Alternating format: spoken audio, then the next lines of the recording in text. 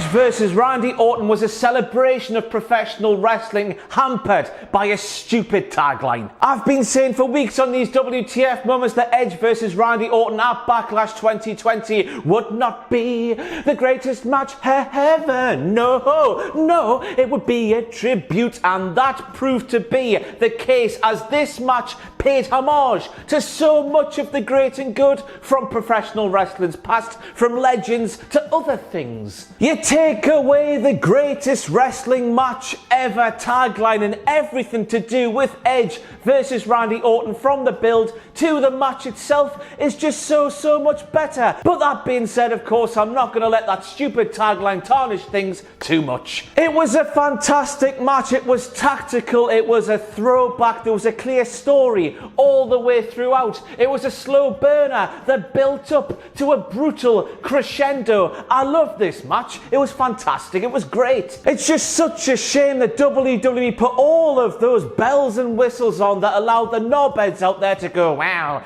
this wasn't the greatest wrestling match ever. Stick that up your arse, will you? It was great. I know. WWE didn't have to put that tagline on that match, but they did, and we're stood here after the match happening, and I still cannot work out why they did it. Anyway, I am Ross Twiddell from Cultaholic.com, and here are all the WTF moments from Backlash 2020. Hit the intro, greatest intro man ever!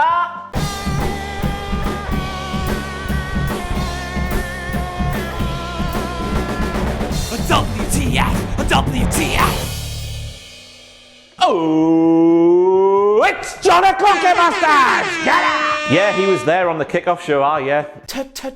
Tea time. And I feel a bit dirty making this a WTF moment because, of course, it's a prediction. I get loads of predictions wrong here in my line of work at Cultaholic. It's just an opinion from Booker T. But Booker T saying that Nia Jax could beat Asuka at Backlash 2020 and take the Raw Women's title with her is a WTF moment of the highest regard. I don't care what you say. And the reason for Booker T picking Nia Jax to beat Asuka is also WTF moment worthy. He said it outright, yes. Nia Jax has a reputation on the interweb and further afield of hurting her opponents in the ring. But you guess who else had that kind of reputation? Vader and Sid Vicious. But what did those two lads go on to do? They went on to win many world titles. Easy for me to say. He sort of brought it back round at the end, but he buried not one, but two, but three WWE superstars past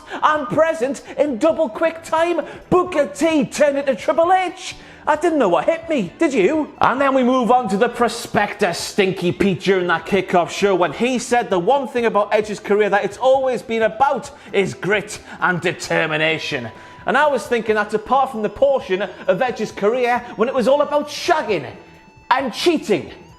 In the ring, not out the ring, in the ring. You know what I mean, man. What I'm saying here is, Edge hasn't always been the noble horse he is today. And then Stinky Pete said, look at Braun Strowman, man. Is this someone who can be beaten by a normal man? And I was thinking, yeah, Braun Strowman is somebody who can be beaten by a normal man. I remember a time when Braun Strowman was beaten by Kalisto in a dumpster match. So stick that one in your pipe and smoke it, Stinky Pete. And then we came to the shocking realization that MC, MIZ and Johnny Drip Drip don't have one, but they now have two amazing songs. That's more good songs than musical behemoths like Right Said Fred. This is amazing. And what's more is the fact they have created two musical masterpieces by using basically the same chorus. They're amazing. MC, MIZ and Johnny Drip Drip. Put them in a Music Hall of Fame now. And then we have Kevin Owens saying that Zelina Vega has got to prefer one of the Vega boys over one of the other Vega boys. Kevin Owens was saying on that Kickoff show while Andrade was doing the wrestles against Apollo Crews that Zelina Vega has got to like one of Andrade or Angel Garza above the other. And I don't know about you at home, but I was sat there watching that Kickoff show absolutely shocked and a little bit appalled that Kevin Owens, as a father, would say something like that. Zelina Vega, the biological mother of the Vega boys, is not going to prefer one Vega boy over the other Kevin Owens. I bet they're both her favourite Kevin Owens. Let me turn this one onto you, Kevin Owens. Which one of your children do you prefer the most? That's a weird question to ask. Move on. It finally happened. The Monday Night Messiah is no longer Seth Rollins, because Apollo Crews, I could quite literally kiss you on the mouth. Finally, somebody in a professional wrestling ring has realised, no, you do not need to hold yourself up like that, allowing your opponent to kick you square right in the face. You can let go, flop down and dodge out the way. Apollo Crews, you are a genius. I love you. And was anybody else finding it funny that Stinky Pete the Prospector on the Kickoff show for Backlash 2020 was saying that pissy-wissy, testy-westy, druggy-wuggy segment from Smackity Down last week reminded him of a Scott Stanford date from the late 1980s and not a promo segment between Vince McMahon, Colonel McSweaty Bollocks and Shawn Michaels from the year 2006. Because I did. It would have been great if Peter Rosenberg just stood there on the Kickoff show and said, well, it reminded me of that one. They literally said the same lines in the same order. The analysis there would have been absolutely spot on. Peter Rosenberg would have told 100% of the truth. Therefore, surely WWE couldn't have said anything to him. If he did do that, and it's a shame he didn't. But I understand why he didn't. He would have lost his job. Oh. And I get it, of course, different strokes for different folks. This is just my opinion. That match there that featured in the opening promo package for Backlash 2020, where we took a look at some of the other greatest wrestling matches ever. That thing there, yes, of course, it provided us with some iconic moments, arguably some of the most iconic moments in WWE history. But to call that thing there one of the greatest wrestling matches ever? Nah. And also a massive shout out to the people who edited that opening promo package for Backlash 2020 when they included the soundbite from Edge. How did we get here? A question we've all been asking. How did we get to this event with Edge versus Randy Orton still billed as the greatest wrestling match ever? How did we get here? And I don't know about you, but I hope one day down the line we do find out what the thinking was behind that tagline, because I really, really want to know. And Pamela cannot be happy with that. Yes, we all know her heel side plates are being used on the SmackDown Women's Championship, but surely Bayley must have realised they're using the hooker side plates on the tag team titles, and that can't be right, so it can't be right. No, it can't. Make some new ones, you cooks. Surely we cannot live in a world where WWE champions only have one set of side plates on the off chance they might become insert name DOS straps. Maggle. And so here we have Maggle Cole, who believes that Bayley is the only superstar in history to hold the NXT, SmackDown, Raw, also the tag team titles and Miss Money in the Bank in WWE history. Yeah. And it was at this moment right here where Alexa Bliss drop-kicked John Cena. Go back and watch it. The IIconics hit their new finisher thing, and in swoops Alexa Bliss to drop-kick Thin Air. And of course it's only Thin Air because we can't see him. Wabadoo! And yet again we have another dictionary definition for the word confusion in that Performance Center crowd. We see a lady there wearing a t-shirt that reads Bayley is my role model, but while she's wearing that t-shirt and after seeing Bayley, her role model, retain her women's tag team titles, she's booing her. And that's a funny way to show Bayley that she's your role model. And with that colour scheme there, it was announced that Jeffrey Hardy will be doing something really, really silly to Sheamus at Extreme Rules, and I cannot wait.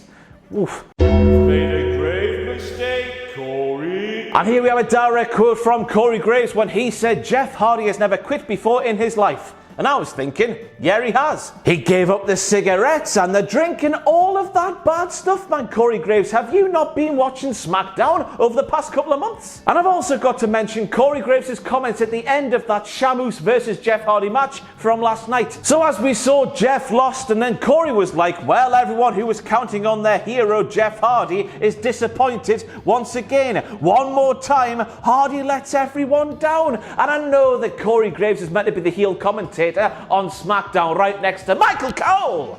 But oh man, Corey, that's being too much of a dick, so it is. Where did that come from? So then we see my beacon of hope Otis telling MC, MIZ and Johnny Drip Drip, no matter who wins their match against Braun Strowman, I might cash in. That's what Otis said. But then we see and hear Mandy feel the need to clarify what Otis said there by saying what Otis is trying to say is if one of you win the Universal title, you might not hold it for long. And I was thinking, cheers for that, Mandy. If you weren't there, we might not have got the message from Otis. What was the point in that? Nia Jax makes it through an entire match without hurting a Kabuki warrior. The end is nigh, the end is nigh, time to run away, the end is nigh, nigh. I'm a cruel arsehole at times, I know. And now it's time for this. Wankety wank, wankety wank, wankety wank, wankety wank. Wankety wank, wankety wank, wankety wank. Hello and welcome back to Wankety Wank, the section of these WTF moments where you, a sexual wank fezon, tweet me with a WTF moment I might have missed from a wrestling show, and I give you all the credit just in case it's wrong. It's a lovely, lovely way to do things. And a big thank you goes out to Bill Fred because no, I do know bugger all about cars from the 1980s and I'm happy you do. Miz holds up in the middle rope, Johnny Drip Drip drips himself over the top. And I was thinking, Miz, thanks for trying, pal, but even you can't keep up with the longest reigning 5-star wrestling champion of all time. John Morrison is absolutely fantastic, arguably the greatest champion in the history of wrestling, period. And then we hear Samoa Joe say, I hope AJ Styles has had time to celebrate with his family. And that face there is saying one word and one word only.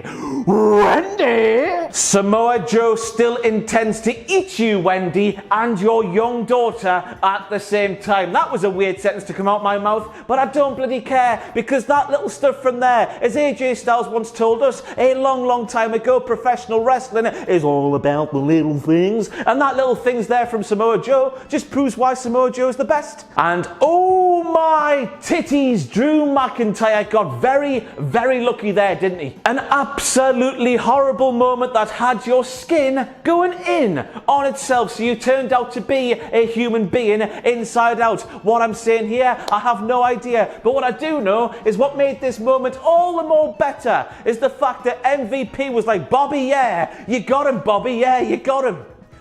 No, he didn't. That's why Drew McIntyre nearly landed on his head. Now we've all seen that fantastic Undertaker documentary on the WWE Network, haven't we? We've seen the latest episode and all the stuff involving Drew McIntyre during it, haven't we? Yes, we have. Now some of us might have also seen Drew McIntyre speaking in the press in the last few days saying, hey, I want to face the Undertaker one-on-one WWE Championship online. So with all of that fresh in your mind, Drew McIntyre doing that is very, very, very saucy. But also really, really terrifying, because I don't know about you at home, but I never ever want to see The Undertaker wrestle a live wrestling match inside of a professional wrestling ring ever again. I can't take his legacy being tarnished more than it already has. Cinematic, pre-recorded WWE title match against Drew McIntyre. That's the way to go if we are going this way, of course, please. And then we get to that tag team thing, and bloody hell, smack my arse and call me Gertrude, Power Rangers from the 1990s. It's changed a bit, hasn't it? And we start off with a WTF moment that might just be a WTF moment in my eyes and my eyes alone. Once again, we see Braun Strowman's car get effed up, this time by the Street Profits and Viking Raiders. And yes, after doing that, and with Braun Strowman being such a big sweaty man, you would expect the smaller sweaty man, Montez Ford and Angelo Dawkins, to head for the hills, because to them, I bet Braun Strowman is really scary. But Viking experienced War Machine as they used to be known back in the day, to see them running away from Braun Strowman when those two together could easily take Braun Strowman out and eat him like a massive southern turkey leg. That was weird and a WTF moment. How far have War Machine fallen? It's a shame to see, isn't it? And was anybody else asking why is there golf clubs backstage at the PC? And that's because I was thinking Kerwin White, thankfully, is long gone. And the same goes for the bowling ball. Why the hell was that there? And more to that point, what kind of security team are WWE hiring at the PC to allow Eric in the building with a bloody axe? And for a human being that is supposed to be really, really, really good at the bowling, Ivar rolled that bowling ball really, really, really slowly just to make sure he got Montez Ford right in the winky. It was that embarrassing. Ivar might as well whapped out that thing. You know, that thing you put the ball on top of, point in the right direction, roll it down because you're crap at bowling. He might as well have whapped that thing out. And it was at this moment I realised, Ross, you've done it again. You've forgotten the new precedent you set for these cinematic matches in professional wrestling where anything goes, anything can happen, nothing is really a WTF moment. This was it. Akira Tozawa rocked up, dressed like a ninja, surrounded by ninja henchmen, and he confronted the newly minted Viking prophets, whatever the hell that bollocks was called. But about those ninjas, are they the ninjas that put Samoa Joe in the back of a white van many, many years ago? They could be. But I cannot have been the only person asking Akira Tozawa and his henchmen ninjas, where the hell did this come from? I love the idea of Akira Tozawa being used more and more and more on WWE Raw, and more so in this role here. He will thrive as a leader of a group of mass ninjas. He is born for this role. But again, I ask, where did this come from? Why did this happen? Why did this debut during a match they had no interest in? Does Akira Tozawa give a toss about the Street Profits? Why did this happen here? Why should I care? I don't know. It was great. And then, if Akira Tozawa being a ninja master with ninja henchmen was not enough for you, Akira Tozawa, it turns out, now has a finger that he can't control. I don't know what this was about, but it was great. And presumably, of course, with this finger that he can't control, we all must know now that Akira Tozawa's brand new WWE catchphrase must be, I'm going to finger bang bang you every night. And again, I'm asking everybody, where the hell did this come from? Why can't Akira Tozawa control that finger anymore? I wonder who that could be. And I don't know about you at home, but I simply cannot wait for the storyline transition WWE have Jordan Omogbahin go through when he transforms from a masked ninja henchman. That is undeniably him, by the way. Who else could that be when he goes from that to whatever gimmick he fulfills in the future? And just in case you're not familiar with Jordan Omogbahin, I hope I said that correctly, he really is that tall.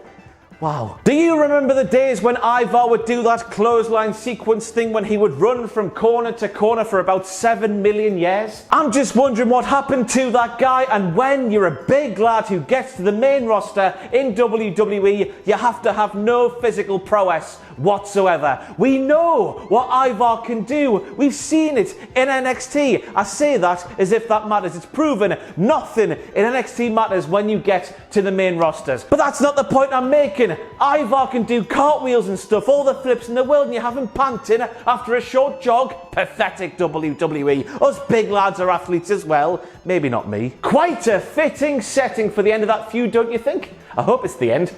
Yes, it's been entertaining and the lads have come very close to making chicken salad from chicken poo, but the very concept of the Viking Raiders versus Street Profits feud has been absolutely bollocks, hasn't it? Shame on you, WWE, for putting that on those talented lads there. And what makes this even more unbearable is the fact we've sat there, been through the golf, been through the axe throwing, been through all that bollocks to get to the conclusion where they're all friends.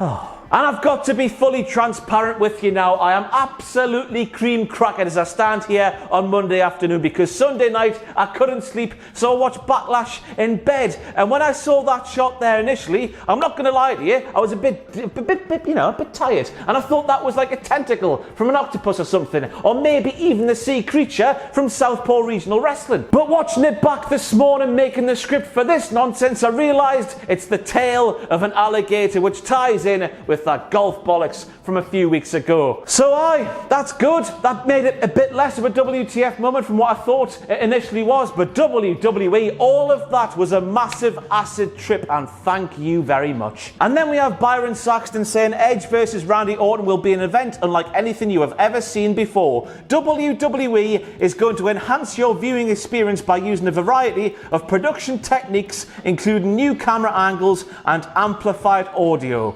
New camera angles and amplified audio. The WrestleMania 10 suicide camera, that ring post camera angle we get in AEW, and fake, really distracting and fake crowd noise. It was just too jarring. In this bloke's opinion, it did not work. You might have liked it. Good for you. I just thought it was really distracting from what was going on inside the ring. And I guess this camera angle here was a new camera angle we've never seen before on WWE TV or anywhere else, really. I might be wrong. I don't know. But what is for sure is the fact that camera angle there gave me the feeling we were watching a movie. A movie that didn't understand professional wrestling. We've seen these movie sequences so many times in the past, and I got the feeling I was watching one there, even though I really wasn't. Just imagine if WWE didn't give this match the tagline, the greatest wrestling match ever, and more to that point, most of the special treatment it gave it to make it the greatest wrestling match ever. What I'm saying is we can moan at the promotion and the production of this match, but we can't moan at the action put on by Edge and Randy Orton. I don't know about you, but for me, it's easily one of the best matches of both men's careers. Take away all of the bollocks surrounding the match and how the match was filmed. Why they do this sometimes, I do not know. And it is a fantastic match, better than it already was, and it was already fantastic. Of course, I appreciate WWE trying these new things, but it was a weird place to try it with such a big, hyped up match between two bona fide main eventers, and for me, most of it didn't work, but that's just my opinion. And initially I was asking, why the hell is Charles Robinson wearing baby blue? But then with the realization that Edge versus Randy Orton was a tribute, like Tenacious D, I was thinking, yeah, it fits, doesn't it? And then we got to a moment where my winky crawled back up inside of itself as I cringed harder than I do watching these videos I make myself. Ladies and gentlemen, this is the moment you've waited for. Whatever the line is, lights go down. I cringed so hard and feared for what was to come. But then from beyond the grave, the Think did the ring introductions, and I thought this was a lovely touch. The old MSG microphone. Oh, I got chills. It was a fantastic moment. Rest in peace to Think. You were the greatest. A lovely moment. And did anybody else notice how throughout this match the commentary team was speaking without moving their mouths? How spooky. I'm going to effing kill you, mother effer, said Randy Orton, with no bleeps. Clearly, as clear as day, the camera picked up every single word. And I'm just asking, how the hell did that get in there? Of course, I'm not moaning about it being in there. That's a thing Randy Orton would say to Edge in the midst of this feud. But again, I'm asking, how did that make the cut of this pre-recorded and heavily edited professional wrestling match? And I bet at this moment right here that Edge was absolutely thrilled that WWE decided to enhance our viewing experience. And this was the moment here I realised that Edge versus Randy Orton from Backlash 2020 was a tribute to professional wrestling and just how bloody good it is when it's done very bloody well. A rock bottom from Edge, an unprettier, an angle slam from Orton, a pedigree as well. They were just doing things that within the realms of storytelling in a match between Randy Orton and Edge were unexpected, but sort of worked and sort of paid tribute to legends of the past. It was nice, it was great. Wow. What a nice match. And this is what I was on about when I was like, yes, we can moan about the production of Edge versus Randy Orton from Backlash, because they almost missed the crucial, arguably the most crucial story point during this match, where Randy Orton, hoofed Edge right in the nads. I had to fight for that screenshot, believe me. Pause, play, it took me ages to get that thing. Might just be me fat fingers though. We've been through this slow burn tactical warfare thing, fantastic storytelling. Edge had kicked out with so many RKOs, a pedigree, everything but the kitchen sink. So Randy Orton had to resort to hoofing him in the nads, taking a shortcut to win, and the camera nearly missed it. Unforgivable. And then the finish of the match came, and my God, the levels of poo-housery from Randy Orton, a man who loves poo-housery. He took his own poo-housery to the very next level when a big old leg slap accompanied that punt right to Edge's head. Fantastic scenes from Randy Orton. If he was going to win that match, something I don't like, because I don't know if it's just me, I've seen enough of Randy Orton versus Edge. I want to see Edge go on and face new people he hasn't faced before. That's why returns happen, don't they? Yeah. But after what we've seen from Randy Orton and Tommaso Ciampa on Twitter, if Randy Orton had to win that match, a good old leg slap with the punt, after, by the way, so many kickouts Randy Orton had with the leg slap and all the kickouts, he had a takeover main event, a Tommaso Ciampa takeover main event. I bet Tommaso Ciampa was fuming. Absolutely fantastic from Randy Orton. But that's it for the WTF moments from Backlash 2020. I'm sorry for the state of this video. I'm absolutely shattered. I'm away to have a good lie down. A poor first half of the show brought around with a fantastic back quarter, we'll say. Lovely stuff. I've been Ross from Cultaholic. Thanks for being a sexual wank pheasant. I'll see you tomorrow for some raw WTF moments. Lovely stuff from Edge and Randy Orton. I'm so happy they did a good match. What a condescending line that was. Anyway, bye.